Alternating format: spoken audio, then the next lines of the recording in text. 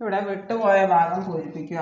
3ഉം 3ഉം കൂടെ കൂട്ടുമ്പോൾ 6, 6ഉം 5ഉം കൂടെ കൂട്ടിയാൽ 11 കിട്ടും. ഇത് രണ്ടും കൂടെ കൂട്ടിയാൽ ഇത് കിട്ടും. 11 7 കൂടെ കൂട്ടിയാൽ 18 കിട്ടും. 18ഉം 9ഉം കൂടെ കൂട്ടിയാൽ 27 കിട്ടും.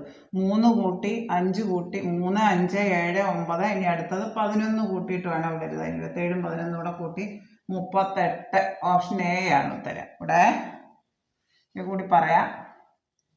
ഇവിടെ 3ന്റെ കൂടെ 3 കൂടെ കൂട്ടി 6 കിട്ടി. 6ന്റെ കൂടെ 5ഉം കൂടെ കൂട്ടി 11 കിട്ടി. 11ന്റെ കൂടെ 7 കൂടെ കൂട്ടി 18 കിട്ടി. 18ന്റെ കൂടെ 9ഉം കൂടെ കൂട്ടി 27 കിട്ടി.